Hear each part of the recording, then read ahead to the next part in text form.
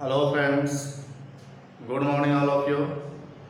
Kautilya maths में आपका स्वागत है।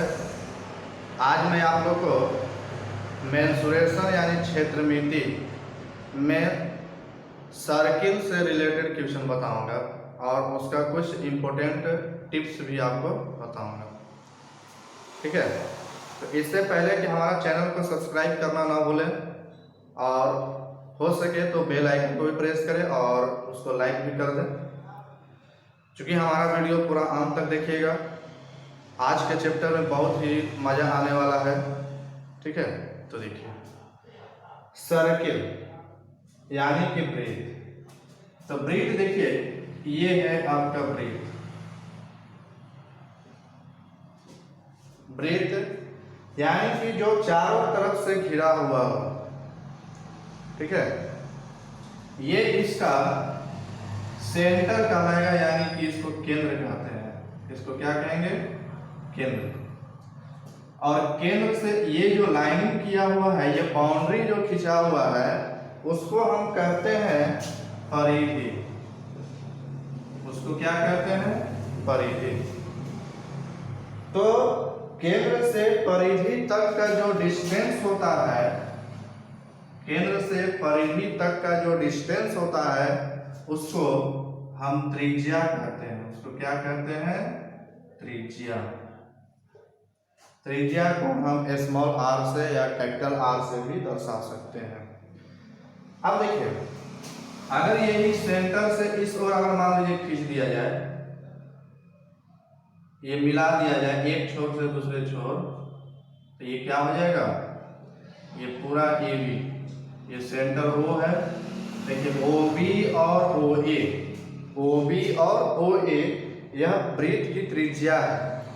और ए से बी तक का जो टोटल डिस्टेंस होगा वह व्यास कहलाएगा। क्या कहलाएगा? व्यास यानी डायमीटर। और ये परिधि है, यानी सरकमफ्रेंस इसको बोलते हैं ना, इसको रेडियस कहते हैं। और ये जो है डायमीटर। अब देखिए, ये इसका कोड कहलाता है। ये कोड यानी कि जीवा जिसको कहते हैं ना, ये मान लीजिए सी और डी है। ये जो सी डी जो है, यानी वृत्त के एक छोर से दूसरे छोर तक का जो डिस्टेंस होता है, उसी को हम क्या कहेंगे? कोड कहेंगे, यानी कि जीवा कहेंगे। और वृत्त की जो सबसे बड़ी जीवा होती है, वह वृत्त का व्यास होता है। वृत्त का जो व्यास होगा वह सबसे बड़ी जीवा कहलाती है। सबसे बड़ी जीवा कहलाती है ना। तो देखिए, और ये देखिए, ये जो सीधी है, इसको क्या कहेंगे? इसको कहेंगे चाप, यानी जिसको इंग्लिश में कहते हैं आर्क। इसको क्या कहेंगे? चाप। ठीक है, तो यदि वृत्त की त्रिज्या आर हो, तो वृत्त का क्षेत्रफल होता है पाई आर स्क्वायर। वृत्त का क्षेत्रफल क्या होता है? पाई आर स्क्वायर ना। वृत्त की का जो व्यास होता है, व्यास, वह 2 गुना वृत्त की त्रिज्या होता है। अगर हम त्रिज्या को दुगना कर दे तो वृत्त का वह व्यास निकल जाएगा। ठीक ना।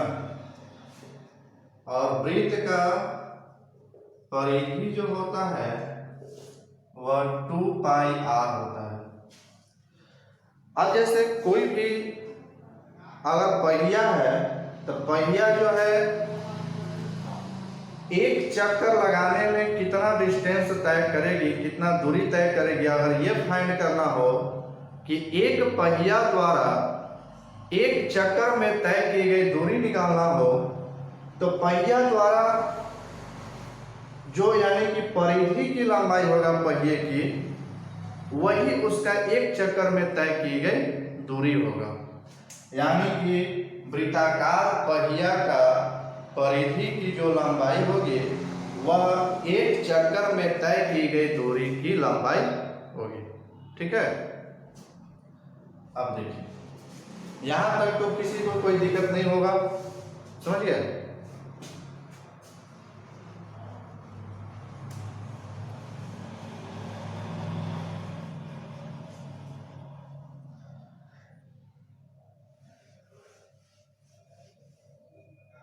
अब जैसे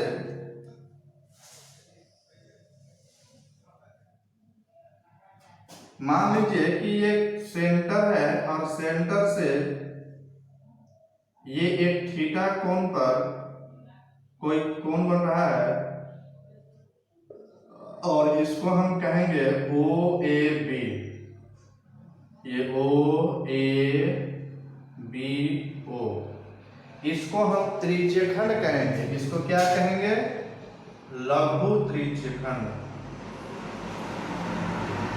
और इसको छोड़ करके ये जो भाग है इसको क्या कहेंगे? दीर्घ त्रिज्यखंड। ये जो है दीर्घ त्रिज्यखंड है।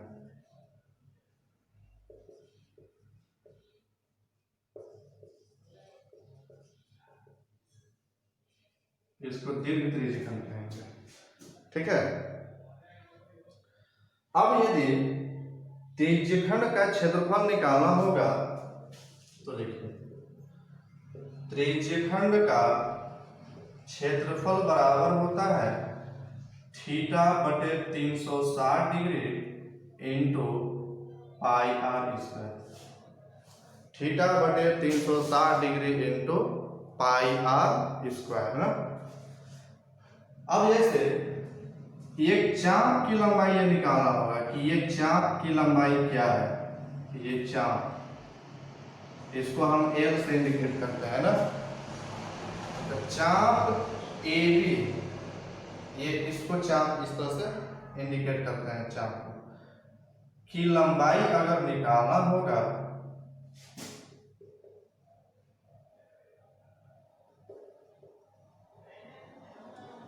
तो थीटा बटे 360 डिग्री इंटू 2 पाई आर हो गया।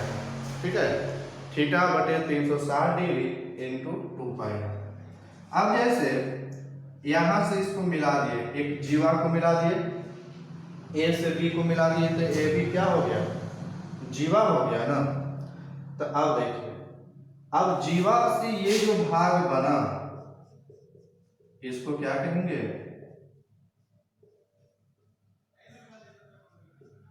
इसको कहेंगे लघु वृत्तखंड। इसको क्या कहेंगे? लघु वृत्तखंड। और इसके भाग को, अब इसके छोड़ करके जितना भी भाग ऊपर में है इसको क्या कहेंगे? दीर्घ वृत्तखंड। ये पूरा भाग इसको छोड़ करके ना, जो छायांकित किया हुआ है उसको छोड़ करके जो भी भाग इधर बच रहा है वो सब दीर्घ वृत्तखंड कहलाएगा। अब जैसे लघु वृत्तखंड का अगर क्षेत्रफल निकालना होगा, लघु वृत्तखंड का क्षेत्रफल बराबर हो जाएगा।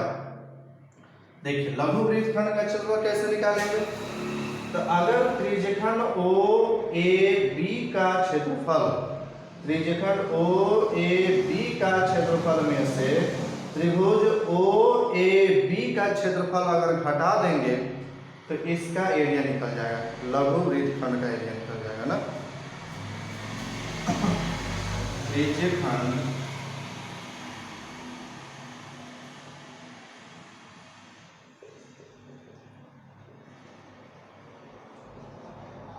ओ ए बी का क्षेत्रफल माइनस त्रिभुज ओ ए बी का क्षेत्रफल आ जाएगा। अगर पूरे त्रिज्यखंड के एरिया में से इस त्रिभुज का एरिया घटा देंगे तो इसका एरिया निकल जाएगा, यानी लघु वृत्तखंड का एरिया निकल जाएगा। अब जैसे अब पूरा दीर्घ वृत्तखंड का एरिया निकालना होगा तो क्या करेंगे? अब दीर्घ वृत्तखंड का एरिया निकालना होगा तो पूरे वृत्त के क्षेत्रफल में से लघु वृत्तखंड का क्षेत्रफल घटा देंगे तो आ जाएगा दीर्घ वृत्तखंड का क्षेत्रफल। ठीक है, चलिए अब आगे देखते हैं।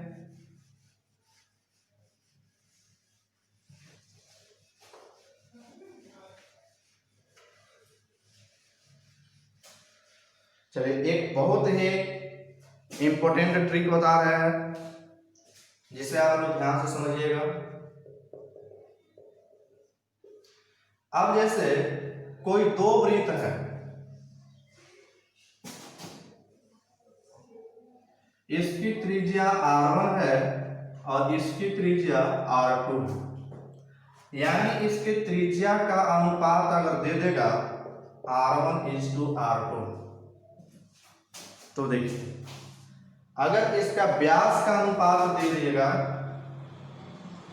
तो अगर जैसे मान लीजिए त्रिज्या का अनुपात दिया हुआ है, अगर इसका परिधि का अनुपात निकालना हो तो जो अनुपात त्रिज्या का होता है वही अनुपात उसके परिधि का भी होता है और वही अनुपात उसके व्यास का भी होता है। वही अनुपात क्या हो जाएगा, उसके व्यास का भी अनुपात होगा। यानी याद रखिएगा आप लोग कि जो अनुपात व्यास का होगा वही अनुपात त्रिज्या का भी होगा और वही अनुपात उसके परिधि का भी होगा। तो यानी कि दोनों का जो रेशियो यही होगा।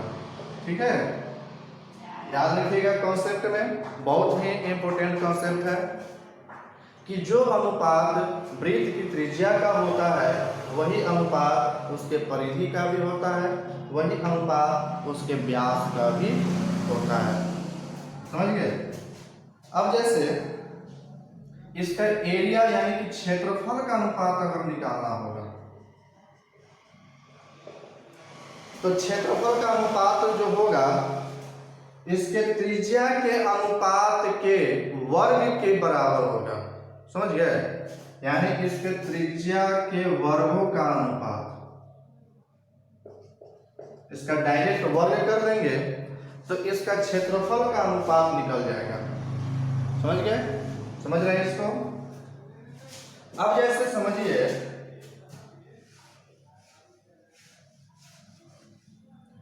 जैसे व्यास का अनुपात दिया हुआ है 2:3, वृत्त के दो वृत्तों के व्यास का अनुपात दिया हुआ है 2:3, इसके क्षेत्रफल का अनुपात निकालना है। क्षेत्रफल का अनुपात क्या होगा, तो क्षेत्रफल का अनुपात चूंकि πr² होता है, क्षेत्रफल क्या होता है πr², तो पाई तो एक कांस्टेंट के रूप में ना हो गया, पाई क्या हो गया कांस्टेंट के रूप में, यानी कि यहाँ पर त्रिज्या का वर्ग कर देंगे ना, त्रिज्या क्या कर देंगे वर्ग कर देंगे, ये कांस्टेंट हो गया तो r² यानी कि 2 का स्क्वायर 4 और 3 का स्क्वायर 9, इसका क्षेत्रफल का अनुपात निकल जाएगा 4:9। ठीक है, अब जैसे क्षेत्रफल का अनुपात दे देगा, अब इसका त्रिज्या का अनुपात निकालना है या परिधि का अनुपात निकालना है, परिधि का अनुपात निकालना है। ठीक है, तो परिधि का अनुपात क्या करेंगे, तो जो अनुपात उसकी त्रिज्या का होता है वही अनुपात उसकी परिधि का भी होता है, वही अनुपात उसके व्यास का भी होता है। तो इसके त्रिज्या का अनुपात निकालने के लिए क्या कर देंगे, वर्ग का जस्ट उल्टा क्या करेंगे, वर्गमूल कर देंगे, यानी √4:9 यानी कि 2:3, और यही जो अनुपात होगा यही इसके परिधि का भी अनुपात होगा। ठीक है, यानी जो अनुपात इसकी त्रिज्या का होता है वही अनुपात इसके परिधि का भी होता है। ठीक है,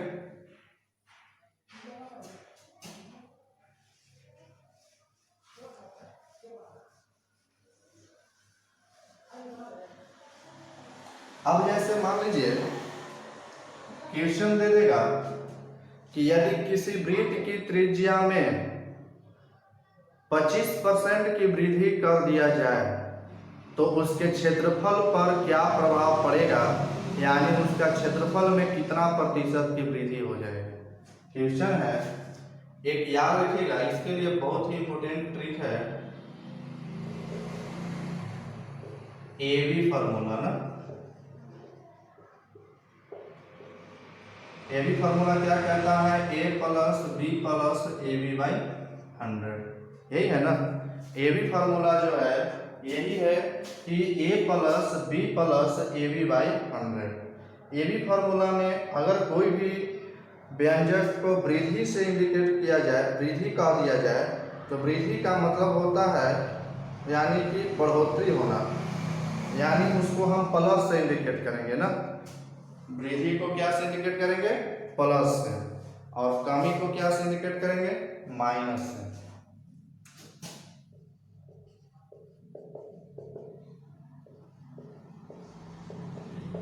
ठीक है, वृद्धि को प्लस से और कमी को माइनस से। कोई भी व्यंजक अगर मान लीजिए गुणा के रूप में आता है, जैसे क्षेत्रफल आयत का, जैसे मान लीजिए क्षेत्रफल क्या होता है, लंबाई गुना चौड़ाई। अब जैसे आयत के क्षेत्रफल के आयत के लंबाई में 20% की वृद्धि, इसकी चौड़ाई में 10% की वृद्धि कर दिया जाए तो उसके क्षेत्रफल पर क्या प्रभाव पड़ेगा। तो यहाँ पर जो चूंकि लंबाई में 20% वृद्धि, चौड़ाई में 10% कमी, तो कमी को क्या करेंगे, माइनस से इंडिकेट कर देंगे। तो इसको एबी फार्मूला से बनाना है कि इसके क्षेत्रफल पर क्या प्रभाव पड़ेगा, क्षेत्रफल बराबर लंबाई गुना चौड़ाई। जब भी व्यंजक इस तरह से मल्टीपल के रूप में आता है तो वहां पर हम एबी फार्मूला यूज कर सकते हैं, यानी कि इसका 20 minus 10 plus 20 Guna minus 10 by 100, तो ये कट जाएगा, यानी 20 उधर जाएगा 10 का माइनस 2, यानी 8% की वृद्धि हो जाएगा। प्लस से प्लस चूंकि आया है मान, इसलिए ये वृद्धि हो जाएगा।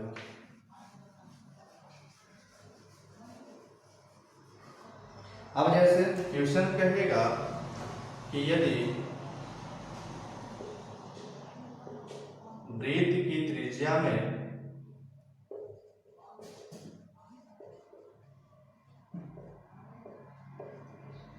बीस प्रतिशत की वृद्धि कर दिया जाए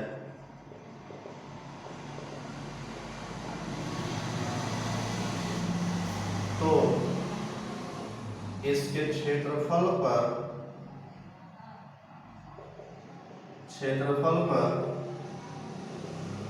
क्या प्रभाव पड़ेगा, या इसका क्षेत्रफल कितना प्रतिशत से बढ़ जाएगा ना, ऐसे भी कह सकता है।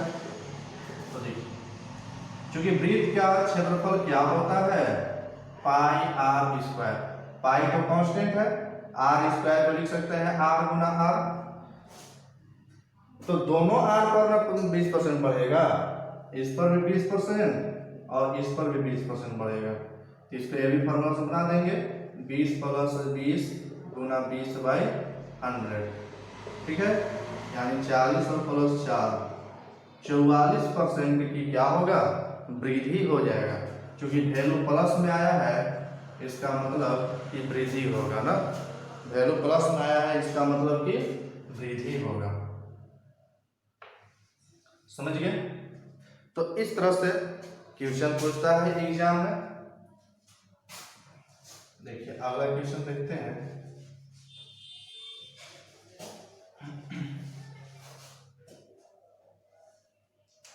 जैसे क्वेश्चन है कि वृत्त ए की त्रिज्या वृत्त बी की त्रिज्या से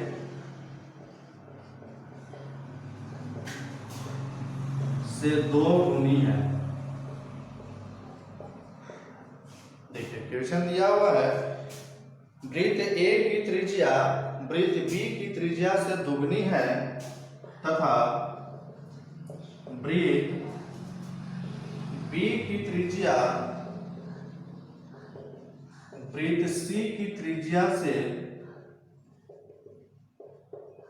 दुगुनी है, तो तीनों वृत्तों की क्षेत्रफल का अनुपात क्या होगा? क्षेत्रफल का अनुपात क्या होगा? ठीक है, इसके क्षेत्रफल का अनुपात फाइंड करना है। इसके क्षेत्रफल का अनुपात क्या होगा? तो देखिए, क्योंकि पहले ए का रिलेशन वृत्त ए का रिलेशन वृत्त बी से दिया हुआ है ना, तो देखिए इसकी त्रिज्या का अनुपात दिया हुआ है कि वृत्त ए की त्रिज्या वृत्त बी की त्रिज्या से दुगनी है।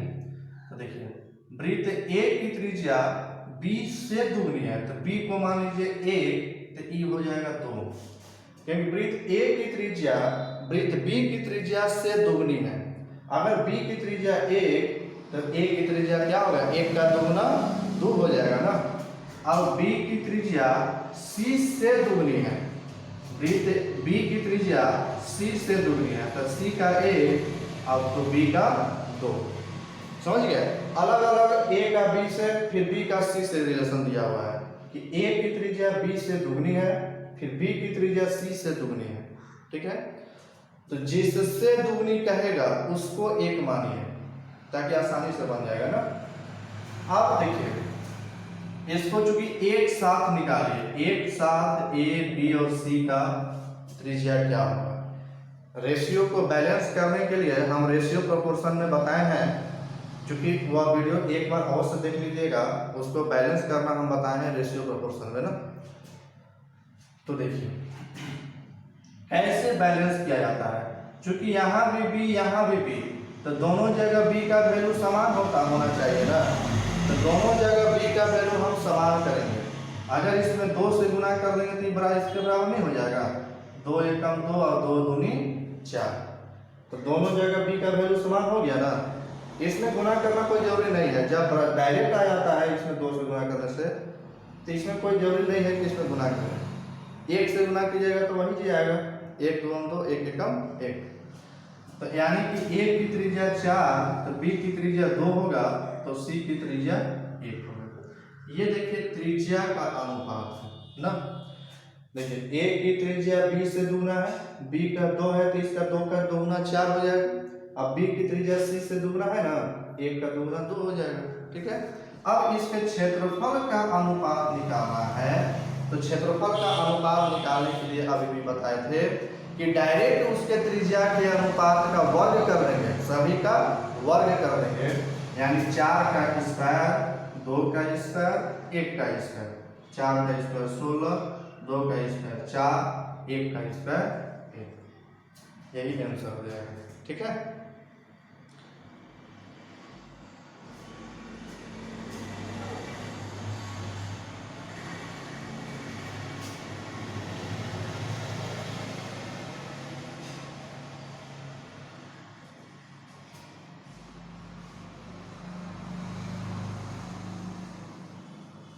अगला क्वेश्चन देखते हैं। जैसे क्वेश्चन है कि यदि 2 वृत्तों के क्षेत्रफल का अनुपात 4:7 है, तो इसके व्यास का अनुपात क्या होगा?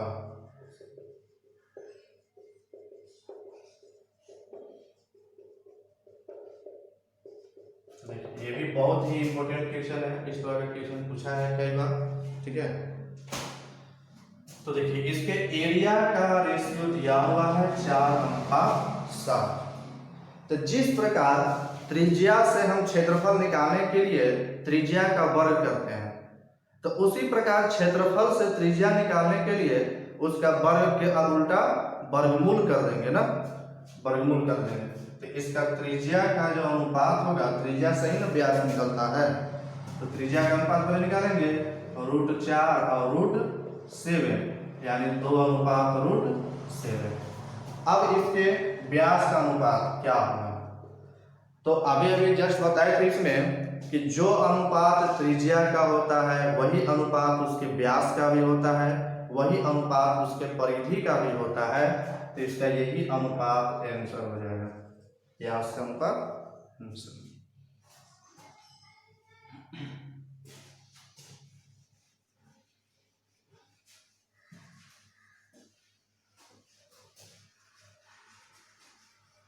अगला क्वेश्चन देखते हैं।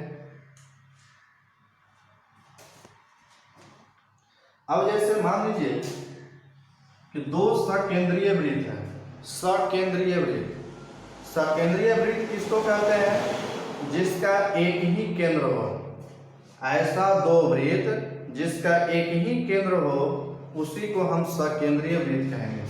तो देखिए ये सकेंद्रीय वृत्त है, इसका त्रिज्या मान लीजिए स्मॉल आर और इसका त्रिज्या कैपिटल आर। ठीक है, दो सकेंद्रीय वृत्त जिसकी त्रिज्या अलग अलग होगा और ये जो होगा ये एक वृत्ताकार पथ हो गया, वृत्ताकार रास्ता हो गया। तो अगर मान लीजिए इसका क्षेत्रफल निकालना होगा, इस रास्ते का क्षेत्रफल, यानी इसको वलय भी कहते हैं ना, इसको रिंग भी कर सकते हैं। तो रिंग का यानी वलय का क्षेत्रफल जो होता है वह कैपिटल पाई आर स्क्वायर में से पाई स्मॉल आर स्क्वायर से घटा देंगे ना, pi capital r square minus r, pi common ले लेंगे। ठीक है, अब जैसे इसकी चौड़ाई निकालना होगा, इसकी चौड़ाई, इस रास्ते की चौड़ाई कितना है, तो चौड़ाई निकालने के लिए क्या कर देंगे,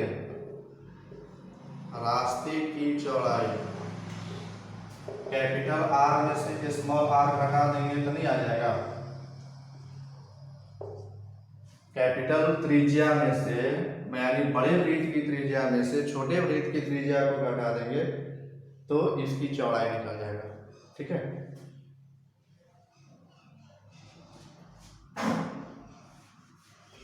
अब जैसे क्वेश्चन दिया हुआ है, क्वेश्चन है कि चक्राकार बनाने वाले दो सकेंद्रीय वृत्तों की परिधि क्रमशः 88 सेंटीमीटर तथा 66 सेंटीमीटर है, तो चक्राकार की चौड़ाई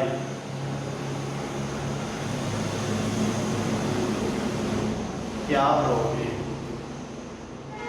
ठीक है, देखिए चक्राकार बनाने वाले दो सकेंद्रीय वृत्तों की परिधि क्रमशः 88 सेंटीमीटर तथा 66 सेंटीमीटर है, तो उस चक्राकार की चौड़ाई क्या है, यही चक्राकार है। देखिए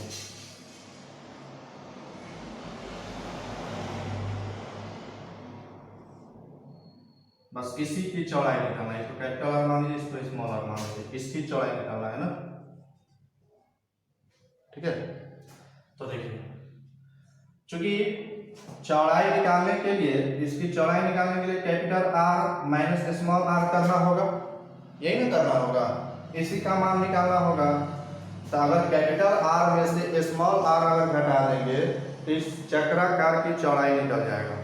तो देखिए अगर हम बड़े वृत्त की परिधि में से 2 पाई आर और माइनस स्मॉल 2 पाई आर यानी छोटे वृत्त की परिधि को घटा दे रहे हैं ना, तो देखिए 88 माइनस 66 और 2 पाई आर, 2 पाई कॉमन ले लेते हैं तो आर माइनस आर नहीं आ जाएगा, capital r minus small r. देखिए बड़े वृत्त का परिधि 2 पाई आर कैपिटल आर, छोटे वृत्त की परिधि 2 पाई आर स्मॉल आर में, तो इसका अंतर कर दिया इधर, इसका अंतर 88 माइनस 66 यानी कि 22 ना। तो इधर देखिए r माइनस आर का मान क्या निकल जाएगा, 22/2 पाई यानी कि 22/2 इंटू पाई का मान 22/7, 7 ऊपर चला जाएगा ना, तो 22 से 22 कैंसिल यानी 7/2 यानी कि 3.5 सेंटीमीटर इसकी क्या है, चौड़ाई। क्या है इसकी चौड़ाई, 3.5 सेंटीमीटर ना। समझ गए, इस तरह से हम capital R minus small r का मान निकाल लिए, यानी इसका चक्राकार का चौड़ाई निकल गया। Thank you. यदि हमारा वीडियो अच्छा रहा होगा तो इसको अवश्य लाइक करें और हो सके तो इसको शेयर भी करें। Thank you.